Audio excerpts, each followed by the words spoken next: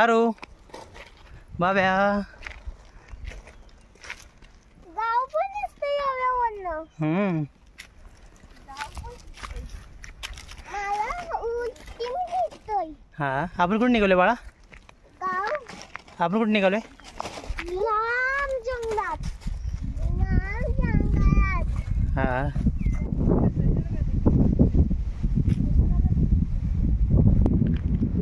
बघा आपलं नावली गाव, छोटंसं नावली गाव पूर्ण झाडीमध्ये बसलेलं. आणि आज वटपौर्णिमा आहे, वटसावित्री. त्यामुळे आम्ही सर्वजण म्हणजे आम्ही एक 4 जणच आहेत. गीता, स्वातीवहिनी, आरो आणि माधव आणि मी. यांना घेऊन मी आले, तर कोण नाही असल्यामुळे मी यांना घेऊन आलो आहे. आपल्या या गावाच्या बाजूला हा डोंगर आहे, दंड म्हणायचं. या डोंगराचं नाव दंड आहे. त्यावरती समोरवरती या साईडला वडाचं झाड आहे मोठं. आम्ही तिकडं निघालो यांना घेऊन. दाखवतो. आम्ही ज्यावेळी लहान होतो तेव्हा सगळेजण म्हणजे गावात बरेच लोक असायचे ना. आता सर्वजण मुंबईला असल्यामुळे कोण नसतं. तेव्हा आता आम्ही 5 जणच आहे. पहिले लहानपणी आम्ही भरपूर जण यायचो आणि त्यांच्यासोबत वरती जायचो. हे बघा आळंब बघा. हे आंबा नाही बघा, आळंब. हे खता आळंब आहे, म्हणजे खतावर तयार झालेलं. किती मोठे बघा, झाडचे झाड. काय नाही, खराब आहे ते, खराब आहे. चल घाण.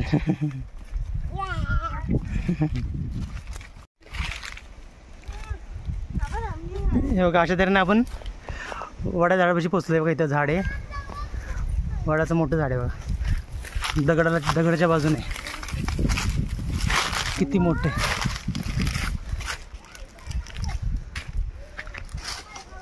हे बघा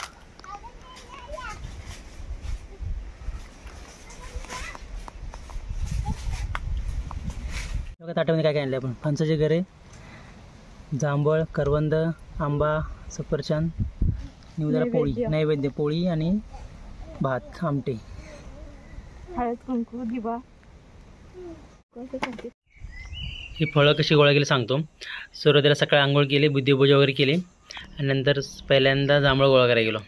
मग जांभळं काढली पहिल्यांदा, तुम्हाला दाखवतो कसं कसं.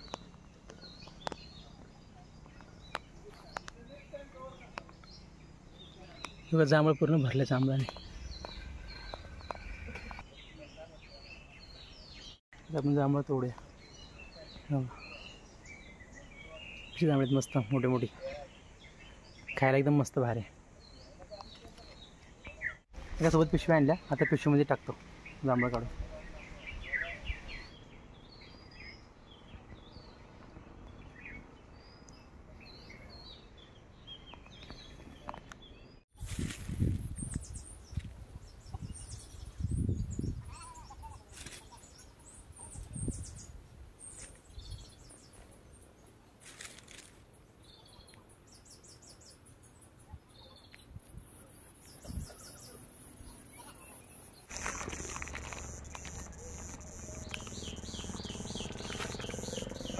बी काढून दिले ते. आता करवंद्यासाठी आलो का. तर या ठिकाणी करवंद आहेत आपल्या हिऱ्याच्या ओढ्याच्या बाजूला, बघा इथं पुलाच्या बाजूला तिथे करवंद आहेत. आता ते करवंद काढूया.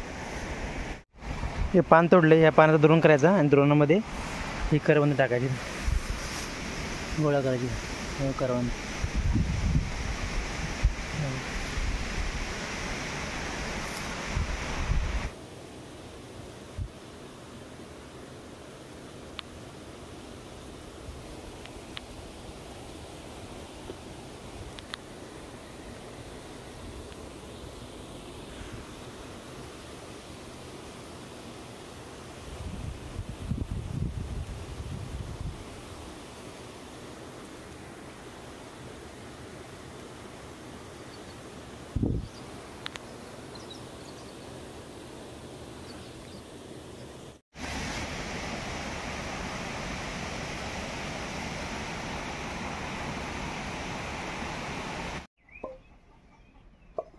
आपण सुरुवातीला इळ्याला तेल लावूया.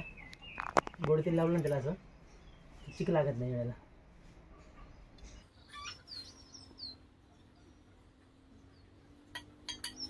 तेल लावून झालंय, त्याला आपण कटिंग करूया. कापा पण असे कापा.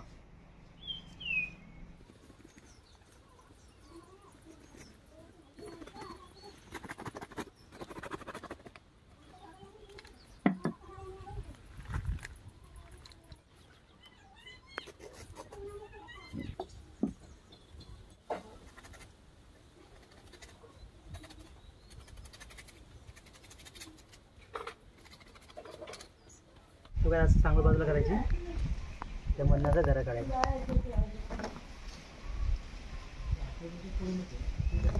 हा कापा पण असं असं घरा काढायचं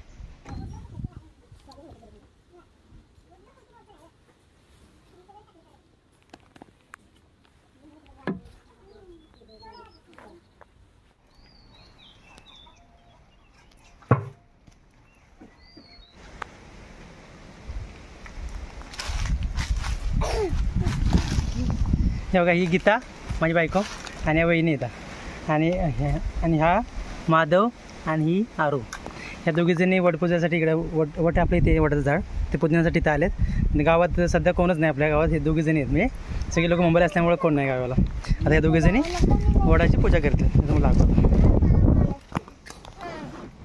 तेव्हा किती मस्त वातावरण आहे दोघं जण कसं खेळते ते मस्त हवा सुटल्या पूर्ण जंगल आहे पूर्ण झाडे हिरवगार सगळं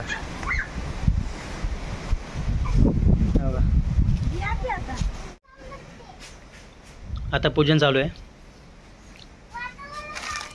आज वटपौर्णिमा हा सण स्त्रिया आपल्या सौभाग्यवती स्त्रिया आपल्या पतीच्या दीर्घायुष्यासाठी हे व्रत पकडतात आणि या दिवशी वडाची पूजा करतात त्यामुळं आपल्या पतीला दीर्घायुष्य प्राप्त होते आणि अखंड सौभाग्यवती आणि त्याचबरोबर आपल्या जीवनामध्ये सुख समृद्धी ऐश्वर्य संपत्ती अशी प्राप्त होते त्यासाठी हा उपास होतो नारळ का इथं नंतर न फोडायचं इकडे बाजून फिरायचं ते हे वालं असतं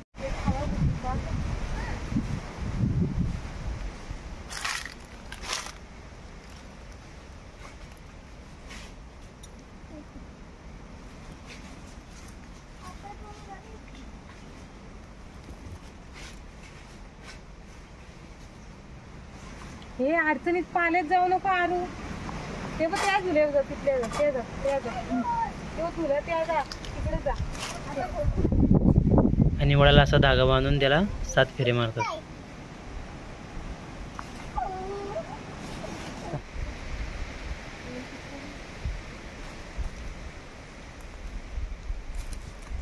म्हणजे हे दगड नसतं तर बरोबर कुठलं हा तिकडून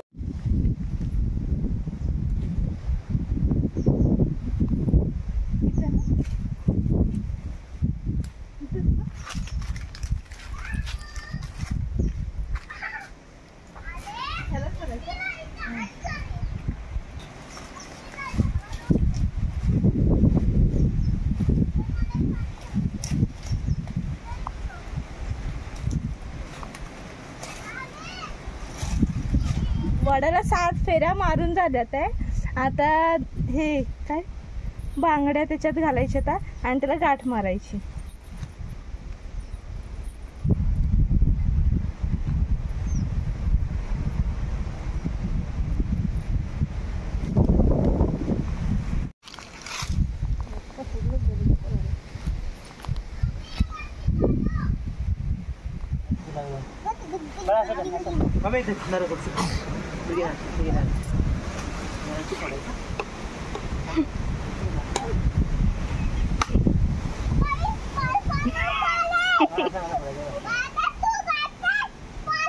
थोडा आपण नारळ कसं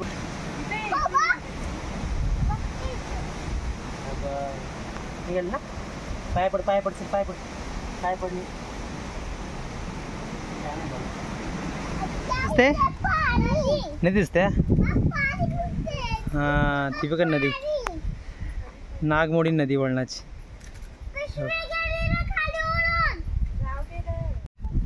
आता आम्ही सर्वजण घरी निघालो बाबा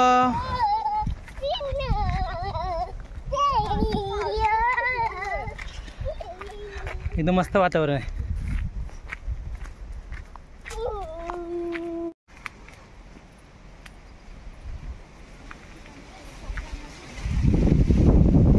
हे बघा आपलं नावली गाव आता आपण घरी जाणार